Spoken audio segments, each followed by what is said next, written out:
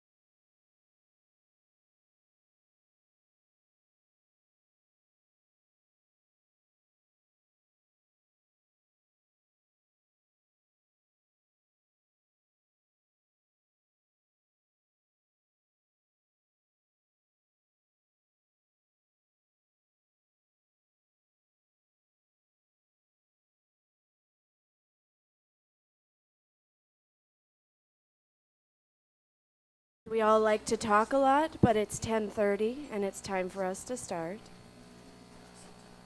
Hello, good morning. Welcome to our shared sacred space. My name is Chloe McElroy. I am your service leader this morning. My pronouns are she, her, and we are going to go ahead and start with our committee moments. If anybody has anything that they need to announce. Hello, everybody. I am David McElroy. Hey, I know her, anyway. Tomorrow night, here at the church, 6:30 is the men's group. Those of you who are men and would like to join us, and you haven't before, come and see me, and I'll let you know what's going on. It's basically potluck. You can bring your own or you can share, and we'd love to have you. 6:30 tomorrow night here at the church. Good morning, Laura Owen, Social Action Committee. I'm going to be collecting for the next month men's shoes for the Christian Service Center. There's a box behind me. It's kind of a strange ask. I was down there last week collecting water for their cooling tent, and I asked one of the gentlemen who was helping me if they had any emergency needs, and he said they always need men's shoes. So it's pretty bad out there, as you know, so if you can help out with the shoes, which is just because they need them all the time, but the cooling tents have fans and water, so whatever you can do, we appreciate it. Thank you. It's for a month. Hi, Lori Hospitality. Two things. One is somebody left a very nice beer carrier in the kitchen. So I don't know whether it was part of men's group or whatever, but it's in the kitchen. So if you're missing your beer carrier, please come and see me. No.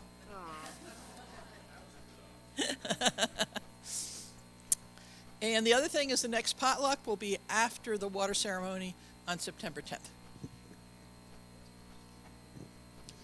John Mowbray on behalf of Facilities and Grounds, and there will not be a work day this month. It's too freaking hot out. So next month, be listening for updates on next month. Okay, thanks.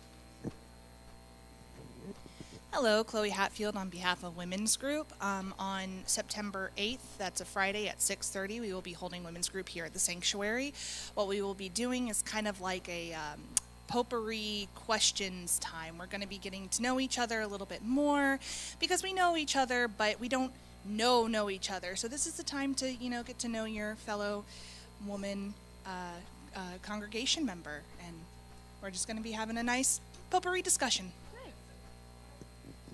Hi, Ender Walker with the Dungeons and Dragons group. Today is our session 0 for James campaign at 2 o'clock, so please be there if you want to come.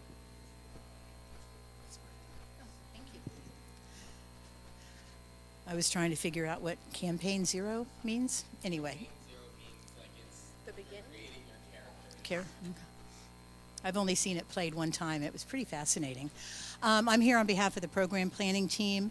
My new co-chair Janet and I are hosting another planning meeting this Tuesday, the 15th at 7 in person here. So show up if you can. And it's been in the notable news. Morning, y'all. I'm Stephanie Messler, and I want to know who out there thinks they're fun to be around. Raise your hands if you're fun. Okay, all y'all. I'm taking names. I need you to serve on the Ministry of Fun Committee. The Ministry of Fun Committee. I'm told that's what it's called. We might do better than that at some point. But at any rate, we're putting together activities, like probably monthly activities that are just to get together with our people and our community around us and anybody else we want to have come and have fun together, because we do a lot of work together, so much work, but we need to do some stuff that doesn't feel like work. So just to know each other better and build stronger communities. So please, if you're willing to serve on this Ministry of Fun, come talk to me after church.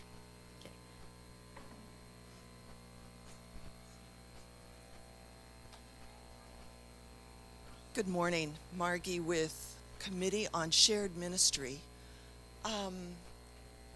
Our job,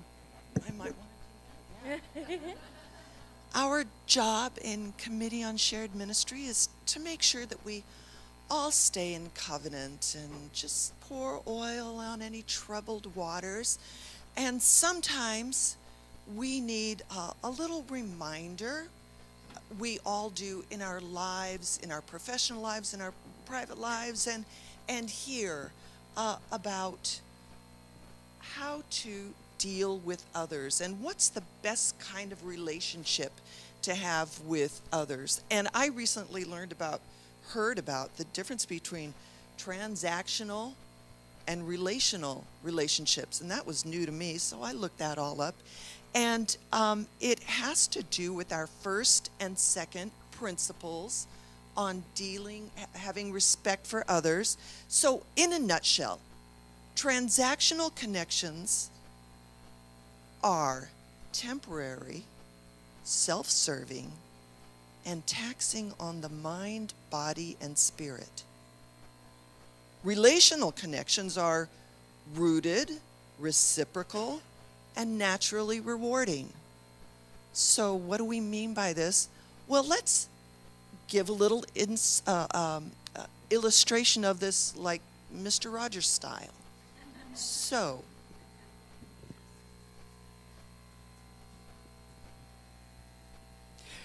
hey, Triple U staff person, I'm really busy, but could you do this for me this week? Thanks, really appreciate it. Contact me if you need anything.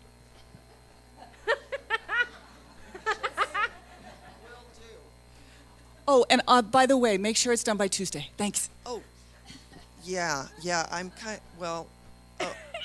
bye. That is transactional. Thank you. And then there's this. Hey, Triple U staff person, how you doing today? Oh, hey Sarah, good. How are you doing? I'm good. I remember your dog wasn't doing well. Is everything okay there? He's doing better. I've had him at the vet. It's cost me $1,000, but you know, he is doing better. Well, I'm glad to hear that. We'll certainly hope for even more progress. So I have a task that I need you to do if you have time. It's here on that. Let's see, what is this? Oh, do A, then B, then C. I think I can do A and B, but C, I might not be able to get it done right away. Well, I certainly understand that. I'll see if I can find somebody else to do C. Well, does that make sense? Yes, and I think I know exactly who. I'll let you know. We'll get together about that. But I gotta run. Okay, that sounds perfect. Thanks so much. There you go. Thank you. Fabulous. Thank you. So anyway, when we're dealing with each other, we know this, we do this, but just keep it in mind. And when dealing with UUF staff also, who are, some of them are members of our congregation. So just thank you all for your attention.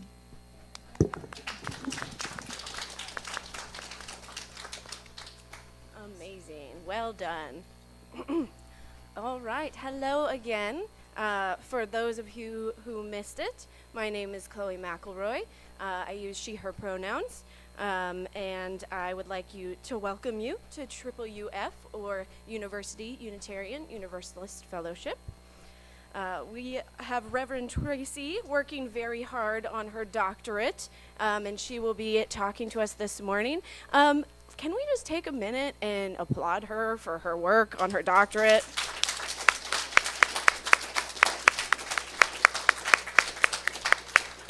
Because she's working really hard, and she's also our minister, so that's a lot of stuff. So, yes. Yes, you can interrupt me very quickly. And I'm excited to see you as service leader. Oh, yeah, I'm excited to be here. For committee moments, I'm sorry, I forgot. As membership, I'm going to be holding a UU 101 right after service, and that's the introduction into Unitarian Universalism and our congregation. And it's the first step if you're interested in becoming a member. And even if you're not interested in becoming a member, come back and find out what we're all about. Thanks. Sorry about that. You're fine. See, very polite. That's how we do it. That's how we do it. Okay. Let me find where I was in my notes. Pause for applause. I did that. Okay, she is going to talk today about what it means to be a practicing Unitarian Universalist. I've been raised a UU my entire life, so I've always been a practicing Unitarian Universalist since I was very little. Honestly, for me, being a practicing UU is just treating everyone and everything with kindness. And I'm sure I could go on and on about this subject, but we're not here to hear me talk about it. We're here to hear Rev Tracie talk about it. So let's go ahead and get this service started. We're going to go on to opening music. It'll be number 170 in the Black Hymnal Book. We are a gentle, angry people, John M. and Stephanie M. will lead us. And I think Michael will also be coming because he's walking up. Well,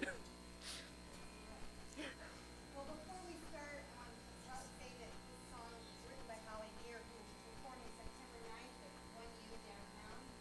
And some of us have tickets. If you don't have tickets, you should get tickets, because she's 74, and which shocked me. I couldn't believe she's 74, but it means we aren't going to have, forever to get to see Holly Neer live. Holly Neer is well known as a protest song writer, protest and folk songs, but she had a whole life before that. Do you know that she was on Broadway in Hair? Whoa. She was in the Mod Squad, and oh gosh, I have a list. She was also in, there was another show I thought was pretty fascinating. Oh, she's a part of a comedy company that was sort of like Second City, only before Second City, called First National Nothing. She's been honored by the Gala Association of Gay and Lesbian LGBTQ letters choirs, and she's pretty remarkable. So if you haven't seen her, you should see her. And we're about to sing her song, "We Are a Gentle, Angry People." Everybody up, please.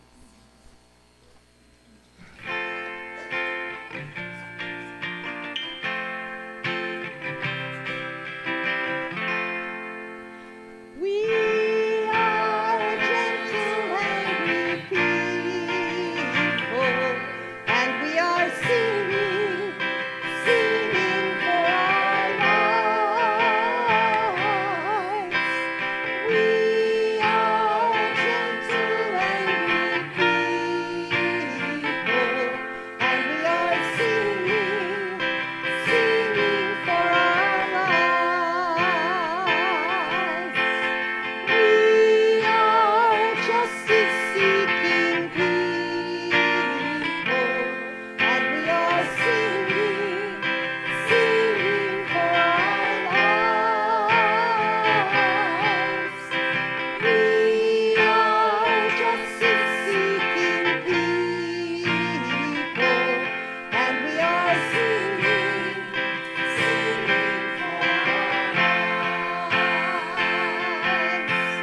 We are young and old together, and we are singing for our lives. We are young and old together, and we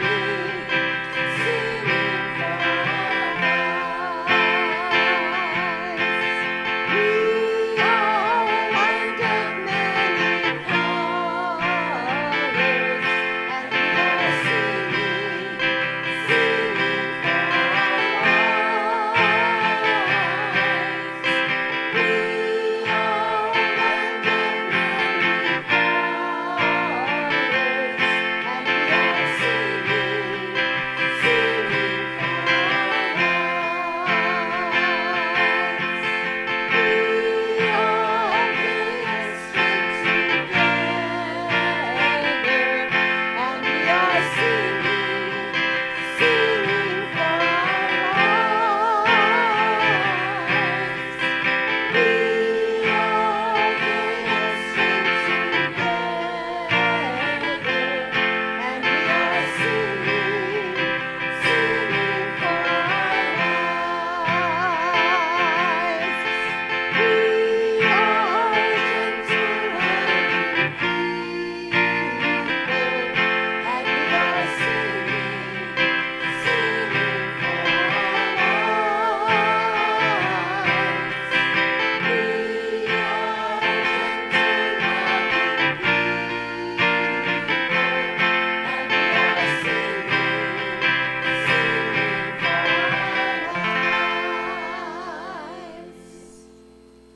Well done. We will now have the lighting of the chalice. I would like to welcome up Livy. She uses she, her pronouns. She is 9 years old, and she went to the beach and got ice cream after, which sounds pretty awesome. All right, my dear.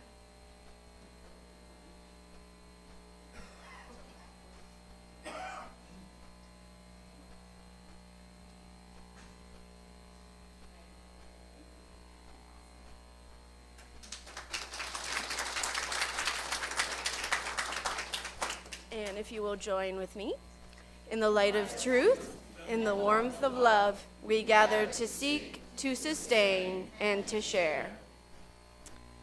We also have our affirmation of how we are going to be together today, if you join with me. Love is the spirit of this church, and this service is its gift. This is our great covenant to dwell together in peace, to seek truth and love, and to help one another. We are an eclectic group. We have varying speakers, so we please ask for you to join us for multiple services.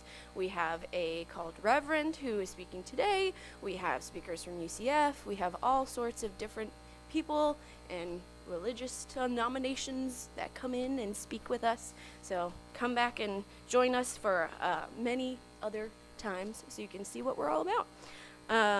I would like you to now go ahead and greet the people around you and listen for me to call you back, please.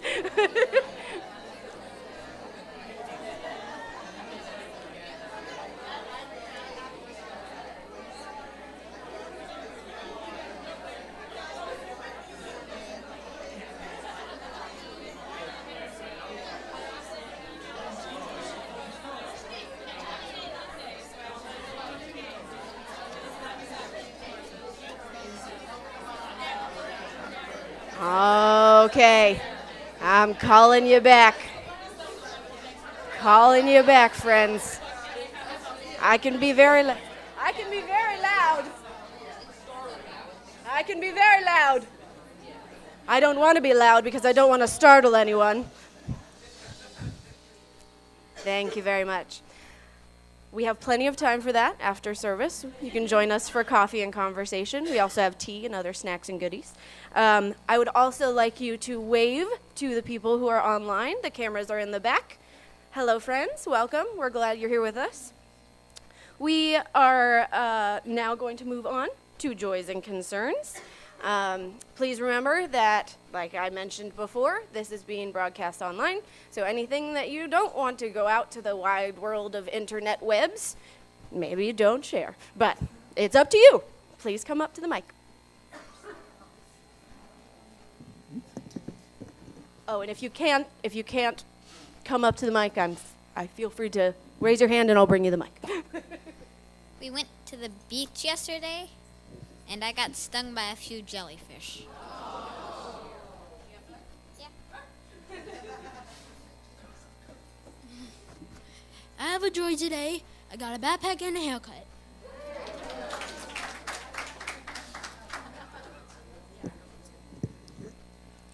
I'm Paula.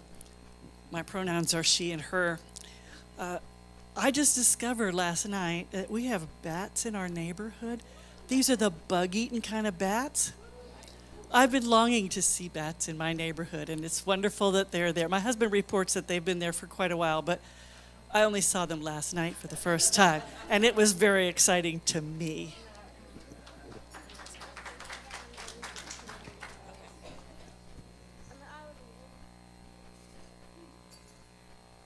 Yeah, right now. I went on already in kindergarten.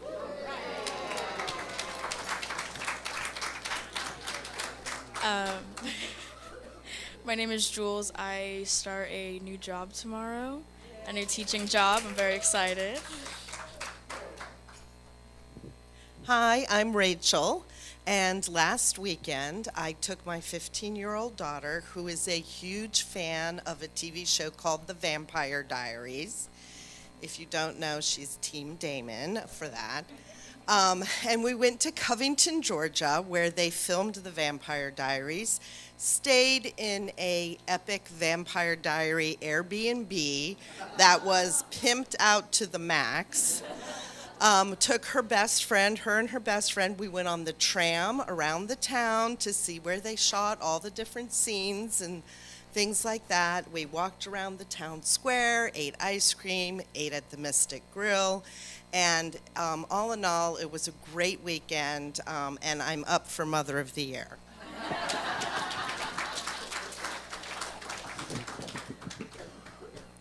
So there are many concerns and disasters around the world right now, but one that I hadn't heard about until some good friends of mine called, and they had immigrated from India, and the town of Junagadh in Gujarat, India, and the town no longer exists. It was flooded last. So just something else to think about. My name is Ann. I have 3 joys. One is Anastasia went to the beach this weekend with some girlfriends that have adopted me into their long-standing group, so I just got back from that. Second, both Amelia and Olivia were at the Planned Parenthood Action Fund conference here in Orlando. This weekend I saw them very briefly. Amelia actually presented to the whole organization about social media, so I was very proud of her. And finally, my joy is that we have our new projector. We didn't mention it last week, but Patrick and his team have gotten this new projector, and it's showing things very clearly, so I'm very happy about that. Hello, everybody. I have joy and concern. The joy is that Marilyn and I went to North Carolina 2 weeks ago in the mountains and drove around and had a great time. Concern is we came back on the plane and got COVID. And we had COVID for 3 or 4 days really badly, and it felt like somebody ran us over in the truck, but now we feel better. And the third thing is we have a beach house in Ormond Beach. And for September, we have a friend and family discount. So if you want to come see at a 3-bedroom house a block from the beach, let me know.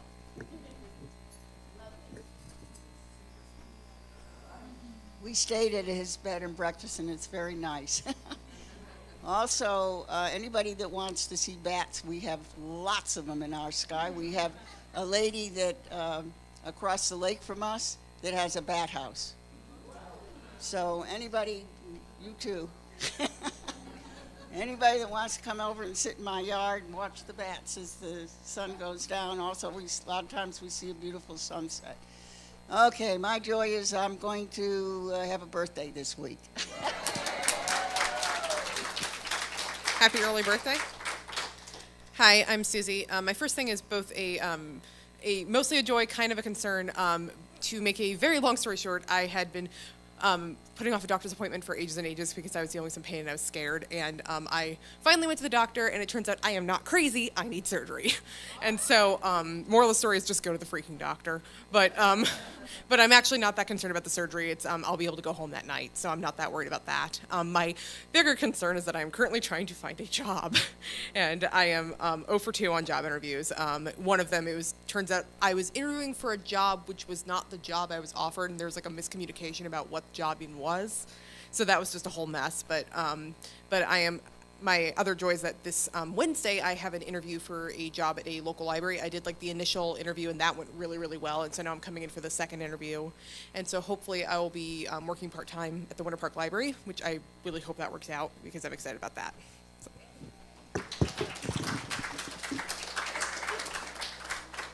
Hi, I'm Melanie. So our joy is about our 17-year-old who originally was supposed to graduate high school in May of 2024. He just finished and is starting UCF this fall. He has orientation tomorrow. Oh, my mind is exploding.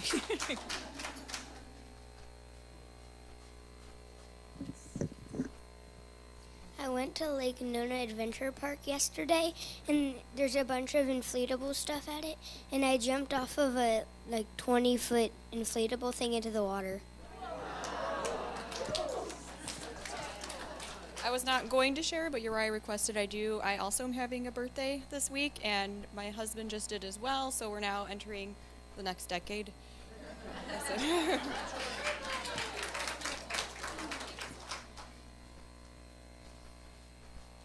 Hi, it's me, Livy, and I have two joys. My first joy is that instead of using iPads,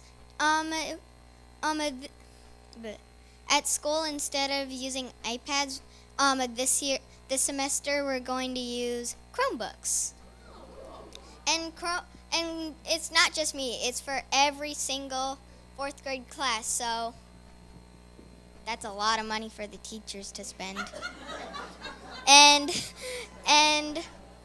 my other joy is that I'm going to the trampolinium today to give my other mom some space, but then always when we come back home, she's like, I got no work done.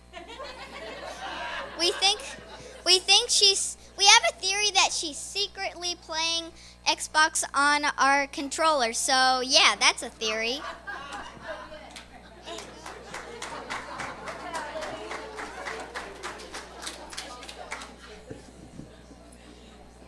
Well, I don't see how anything at all I can say is going to follow that very well. But anyway, I have one concern and a couple of joys. The concern is that on Friday, early Friday, my brother, whom I haven't seen live in person since 1976, had a heart attack. And he's in the hospital. Communication is not great.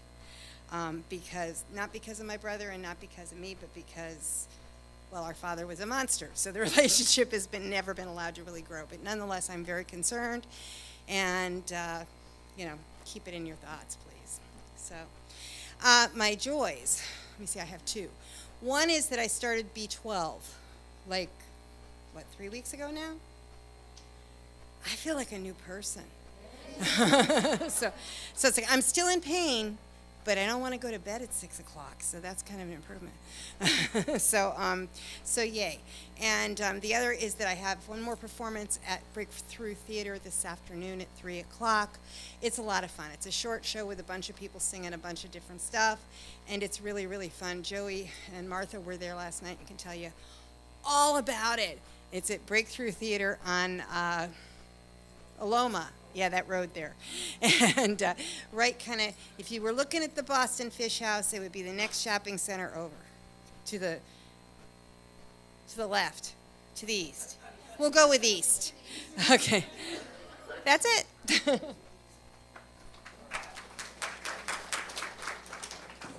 I have a joy that today is actually my mother's birthday, and I'm kind of disappointed in my sister that she didn't announce this. Happy birthday, Crystal. Hi, Chloe Hatfield. At the end of this month, I believe on the 29th it was, I will be 1 year with the company that I work for, which is an investigative company. And I was making a goal to close 200 cases by that year. I have closed over 230 cases.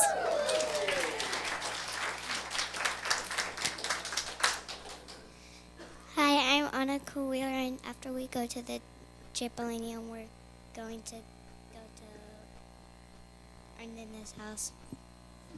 Have fun. I'm here with one joy online from Anita. Said she enjoyed her time with her family last week, so they must have been visiting from out of town.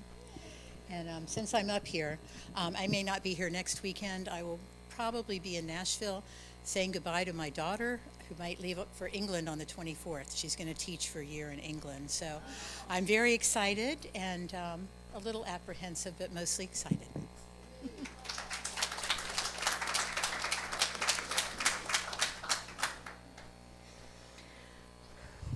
Let's go ahead and take a moment of silence for all of the joys or concerns that were remaining unspoken.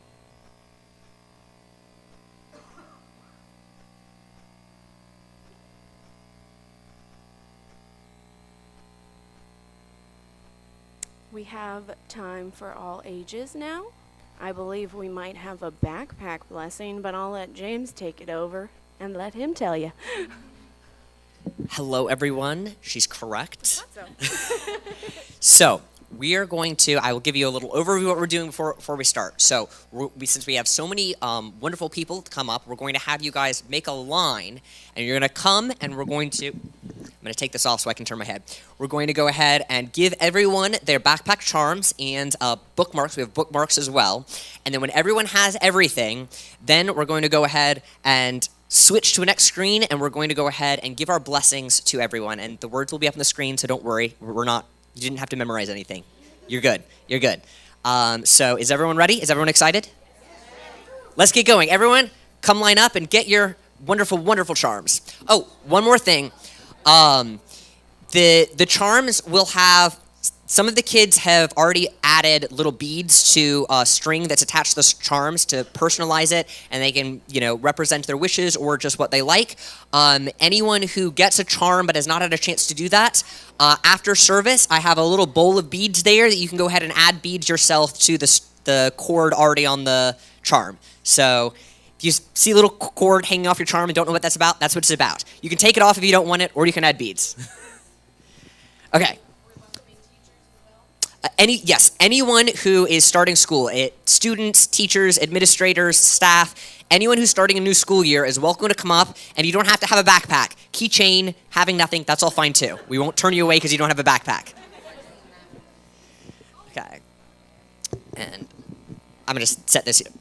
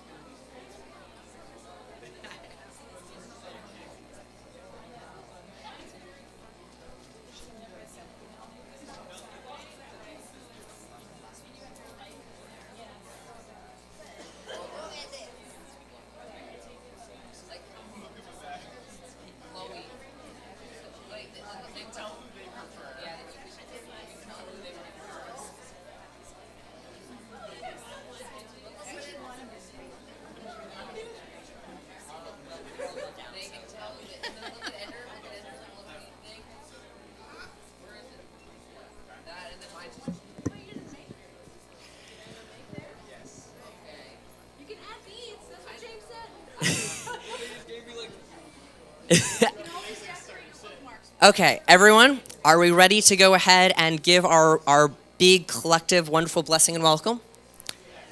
Okay, awesome. So everyone, we're going to go ahead and read it off here together. Everyone ready? Let's go. To all those stepping forward into a new school year, we send with you our love and compassion, our good wishes and steadfast support. May you overcome challenges and learn new things. May you take chances and make wonderful mistakes. May you feel safe and strong, loved and accepted. May you know that wherever you go, we are there for you. And may you let that knowledge comfort you when times are hard or the way seems unclear. Today and every day going forwards, may you be blessed.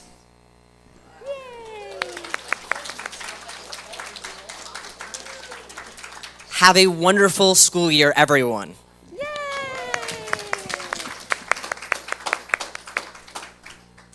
I love that we're continuing that tradition. We now have interlude and offering. We are a generous congregation. We always share the plate with those in our community.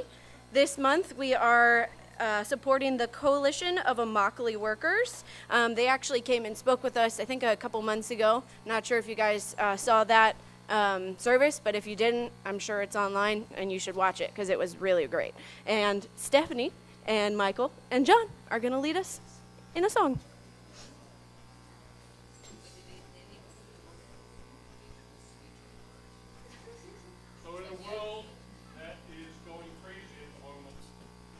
And love seems to be missing in a lot of places. What Stephanie and I are going to sing this morning is a song from Andrew Lloyd Webber's musical Aspects of Love.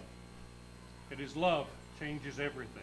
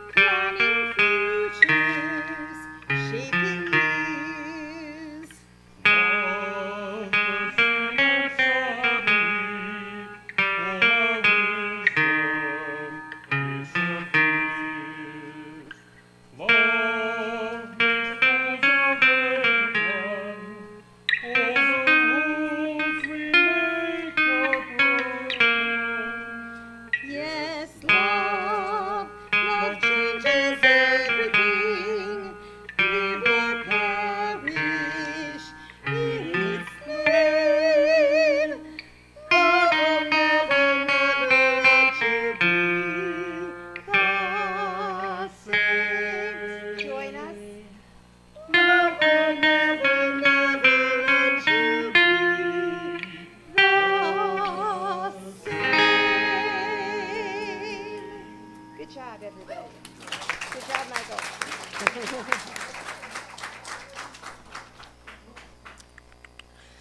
We now have the children's recessional. We welcome the children to stay, but they are welcome to also go back to the back. I'm going to go ahead and just start singing. We love you and bless you and send you on your way. We love you and bless you today and every day.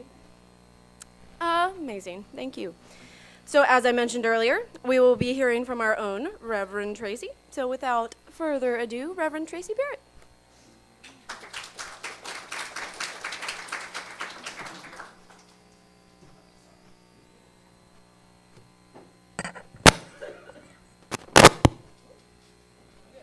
Connection's a little iffy. My father put the first tools in my hand when I was 5 years old. It was he who instilled a love of solving problems in me. My favorite activity as a child was to take apart furniture and put it back together. My mom did not like that. As I grew up, my father taught me that it was important to find out why something was broken before fixing it. And it took becoming a minister for me to understand the larger lesson that he taught me. As many of you know, 2.5 years ago, just before joining you as your minister, I began my Doctor of Ministry process. Pandemic hobbies, am I right? Today's sermon is a bit of an overview of what I've been doing and what I learned and why I think it's important now. So growing up, I was often chastised for asking too many questions. Where you use in here, I'm sure that is a common thread. Often by people who didn't want to delve too much into the why something was happening. It rarely stopped me because I understood that if I did not question things, I couldn't learn. And a lot of this questioning and learning led me along a very circular route to Unitarian Universalism. Looking back now, I see that I needed the lessons and tools from all the places that I called my spiritual homes. When I was a kid, I attended a United Methodist church, and I delved all the way in. I took a year-long confirmation class before I was allowed to be called a member of the church. Not exactly the words they used, but close enough. I truly knew what it meant to make that commitment to the church, what was expected of me, what I could expect from the other people in the church. When I joined my first Unitarian Universalist congregation many, many decades later, I remember being constantly surprised at the things that were deemed unnecessary. When I inquired about joining the church on my second visit, I was taken to the office to sign the membership book.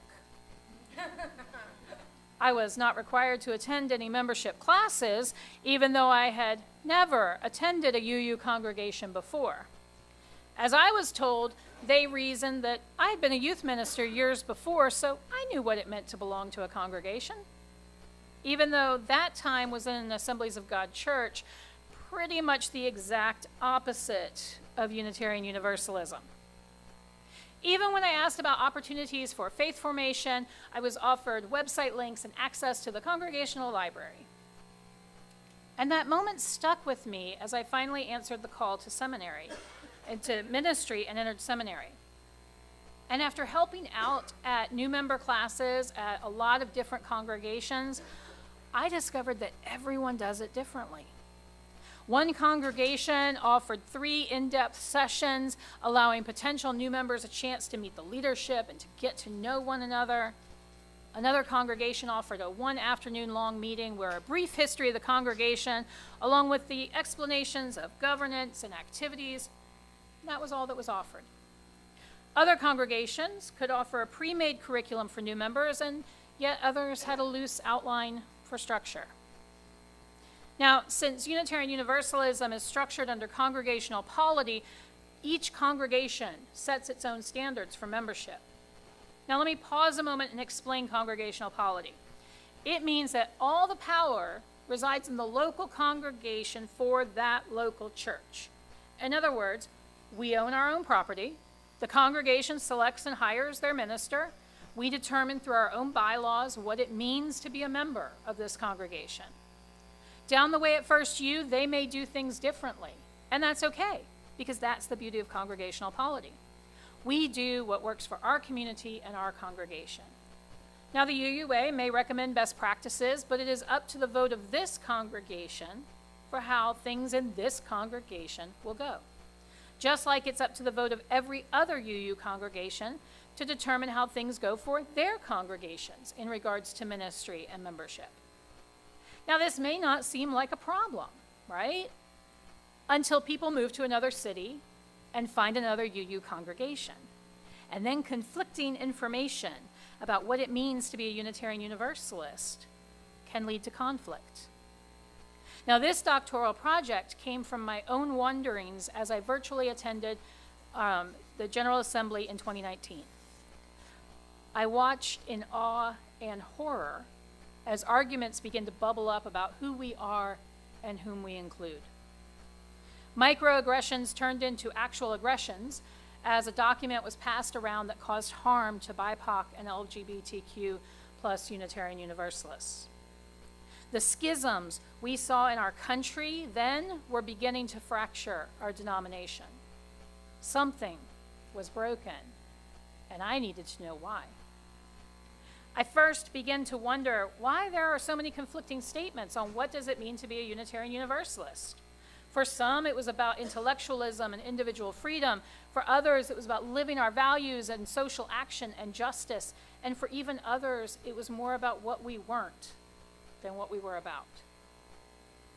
There were as many descriptions of what it meant to be a member of a Unitarian Universalist congregation as there are members in the whole of the UUA. And as I began to preach on our denomination's history, I realized that we were missing some basic understandings. And this doctoral project grew out of that, wondering whether a lack of common foundational knowledge contributed to that strife. And in the 2.5 years it took to create and implement my Doctor of Ministry project, the lines have become even more staunchly drawn, and at times even more divisive and aggressive. My hope is that this work I've done will help as a tool to let us begin at a common understanding of what it means to be a practicing Unitarian Universalist. To do the work we are called to do to create a just and equitable world, we must be grounded in our faith. So let's start with some basic understandings of who and where we are. Unitarian Universalism itself is a relatively newer denomination. In 1961, the Unitarian and the Universalist faith traditions merged to become the Unitarian Universalist Association, or the UUA. And it was, quote, a voluntary association of autonomous, self-governing member congregations which have freely chosen to pursue common goals together. That was our goal. Congregations covenant to join the UUA and are certified as member congregations every year by doing five things. They hold regular religious services, they maintain and report membership numbers, they hold an annual business meeting of the congregation, we just did ours recently, and they make a financial contribution to the UUA. 4 things. Once certified, each congregation has a certain number of delegates based on their membership size, and along with any ministerial or religious professional education delegates, these delegates then vote in the annual General Assembly. You all heard about that last week. That's where the association's business meeting occurs. It's kind of like the really big annual meeting. We are an aspirational faith, covenanting together to affirm and promote 7 principles about who we will be with both together and out in the world. These principles are printed in the beginning of our bylaws. They're inside the front cover of our hymnal, and many congregations, such as we do, have them printed and on the walls. These principles are not a creed, and they are not a checklist. They are a continual aspiration for how we wish to be in the world. And we do not always get it right. Currently, the UUA is taking a hard look at its own inherent white supremacy culture and how we have failed our siblings of color. The Reverend Susan Frederick Gray, the immediate past president of the UUA, says, quote, we are called to put our values, our relationships, and all our spiritual resources to the work of wholeness. Together, imperfectly, we work to build communities and practices of inclusion, care, growth, and love. And while the work we do around anti-racism, anti-oppression, and multiculturalism is at the forefront of our social justice work and the work within our communities, we are struggling. We should be a natural home for those who are spiritual but not religious, and yet Unitarian Universalism has not kept up with population growth. At the time of our merger in 1961, there were 1,035 churches with a membership of 229,103 people. Okay? 1961, 1035.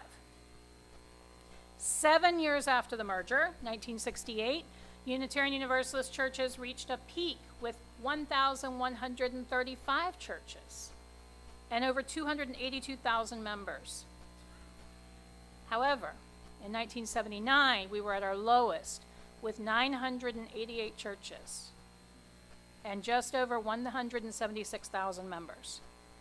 3 years later, the number of churches increased to 999, but membership dropped. Certification data for 2020 showed 1,027 churches and 187,000 members. And while some decline in 2020 is to be expected due to the pandemic sending all of us online, it's still part of a steady decline since 2012. But why? Well, one of the reasons for this is the loss of our youth after reaching adulthood.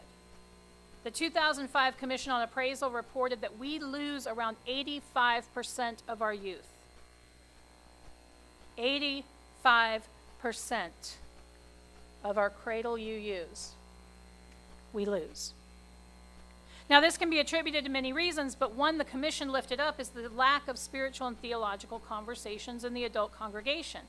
They said, without a means of spiritual exploration through communities and practices, the church will continue to lose youth, young adults, and older adults who feel spiritually unfulfilled by standard UU fare.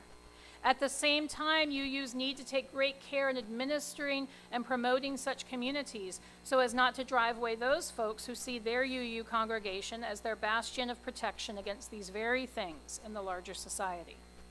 So two conflicting major things that happen. And besides the youth leaving, many adults who consider themselves spiritual but not religious are either not finding Unitarian Universalist congregations or are finding them lacking. At the same time, while our principles state that we affirm and promote the acceptance of one another and encouragement to spiritual growth in our congregations, that does not always bear out in practice. Individual congregational culture depends on what the majority of a congregation believes, whether that is theist or non-theist or somewhere in between. However, sometimes it's not the sheer numbers that tilt a congregation humanist or spiritual, but the beliefs of more involved members with both time and donations. And that can be a challenge if we're hearing from the same people all of the time.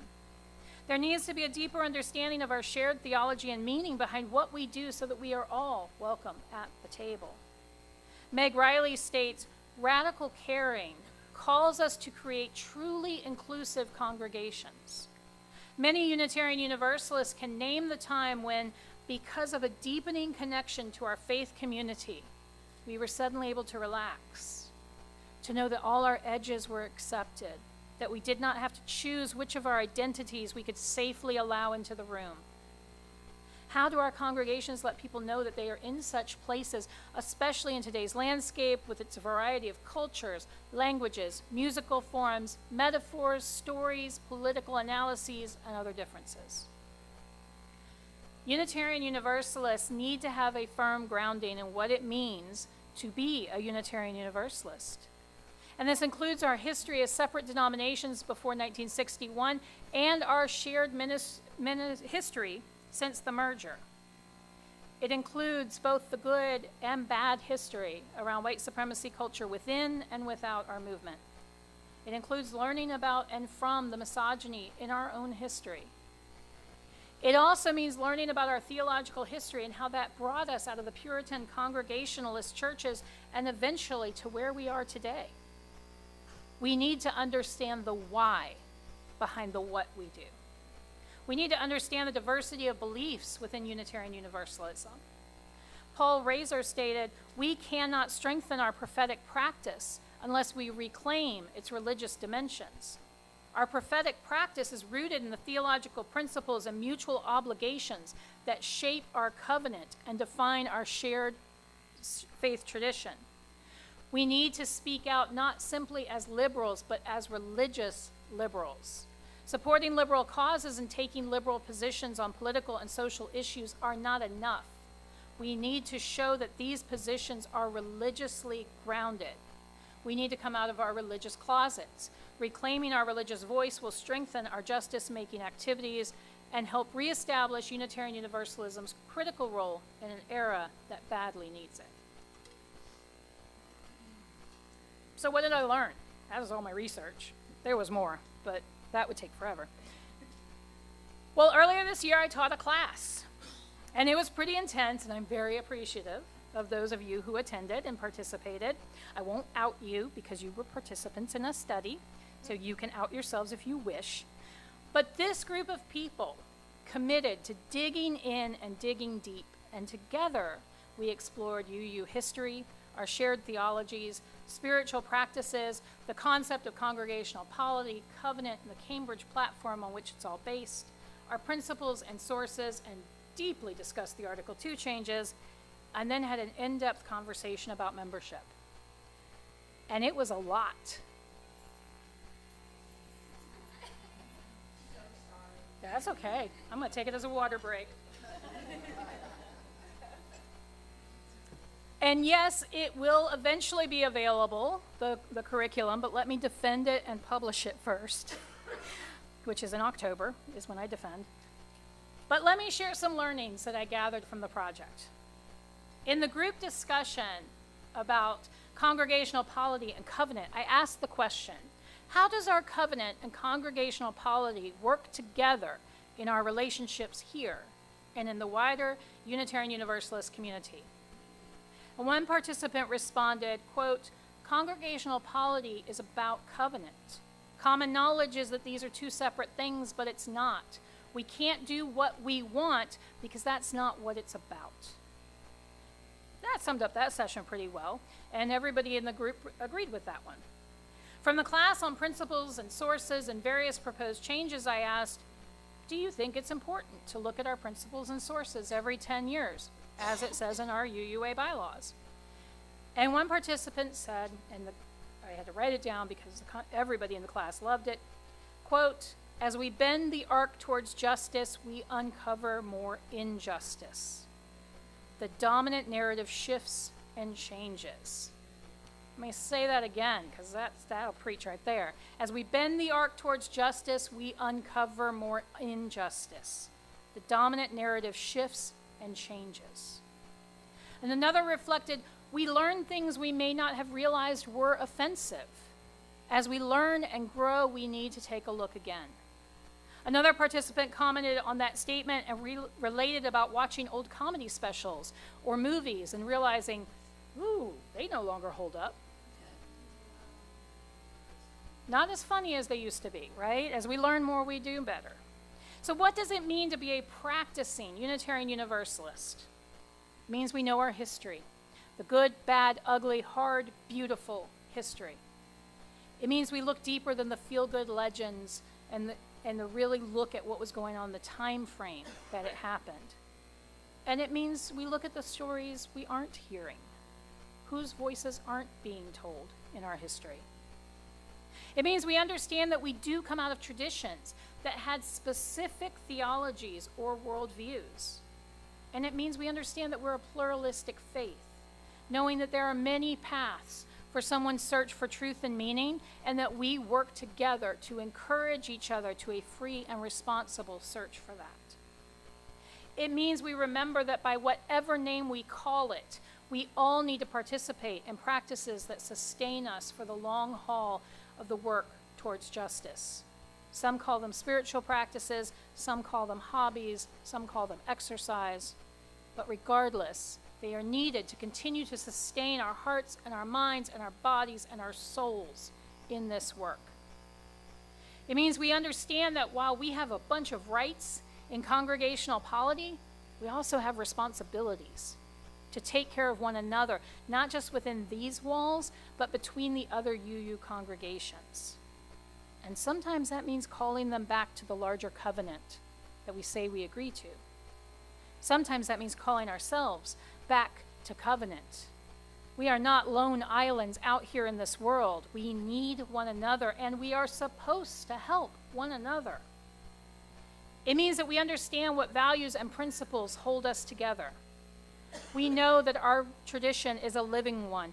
Revelation is not sealed in Unitarian Universalism. We are constantly striving to learn more, and as we know more and know better, we do better. And sometimes that hurts. And sometimes it's uncomfortable. And sometimes there is great beauty in the new growth that comes from it. We need to remember that the work we do here inside these walls is all about creating beloved community out there.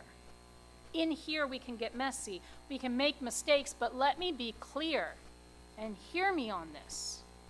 We cannot leave our messes all around. Yes, we can be messy, and we need to clean up those messes when we make them. Beloveds, if we cannot figure out how to be Unitarian Universalists in here, how can we ever hope to live it out in the world? The theology of covenant is a vital part of the Unitarian Universalist faith. It is tied into the principles Unitarian Universalist congregations covenant to affirm and promote as part of the UUA. However, the question is, do most Unitarian Universalists understand what covenant even means? The Commission on Appraisal raises this question as well. They said, quote, many questions arise when we consider the relationship between mission and covenant. It might be important to first consider why we are together before deciding how we are to be together. That is, does covenant serve mission? What is the mission of the UU congregation and or the UU faith tradition? Are they the same? Who defines it or them? They continue, to what extent are our principles a mission statement mixed with elements of covenant, or a covenant mixed with elements of mission? Or are the principles a statement of shared values? Is our mission in the modern day to explore how to promote the values of justice and wholeness in our lives, our faith communities, and the larger world? That's the question I leave with you. That's the homework assignment I have for you all this week as school has started. What does it mean to you to be a practicing Unitarian Universalist? How does our understanding of covenant within this congregation and with the other congregations inform how you are in the world? Basically, why are we here? Not just on Sundays. Why are we, University, Unitarian Universalist Fellowship, here in this space, in this time, in this community in East Orlando? What does it mean to be a Unitarian Universalist now, in 2023, in this society? How does your understanding of what it means to be a UU inform how you interact with the world today? And I'd love to hear about it. So you all can email me any time with your thoughts. And they may end up in another sermon, just so you know. But that's going to be a lot of our work this next year. Why are we here? What are we doing? How can we change the world? So think about that and let me know. Amen. Blessed be, and may it be so.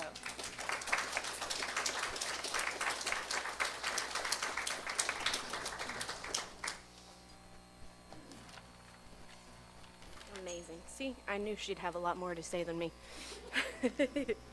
Okay, we are going to go ahead and extinguish the chalice.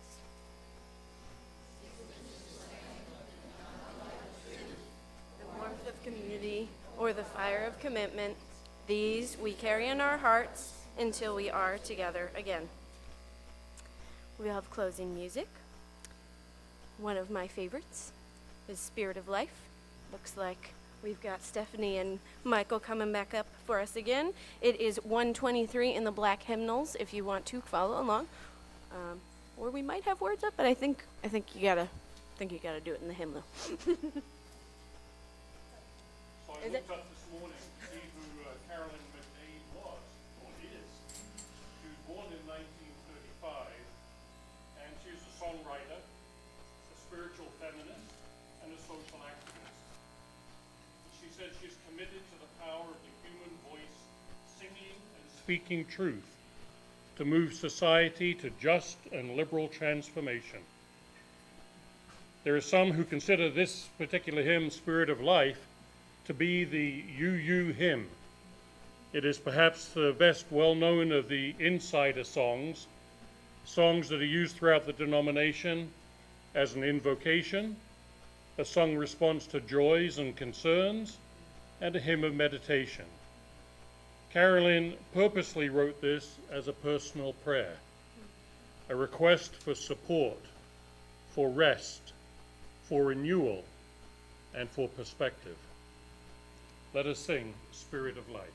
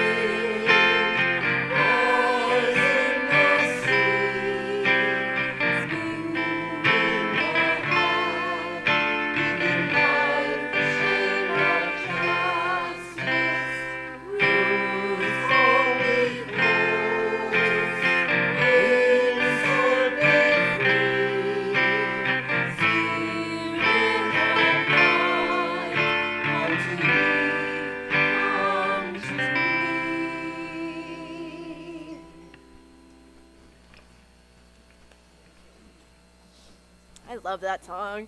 It's actually my favorite from the hymnals too. Oh yeah, next time we sing it, we'll do it twice.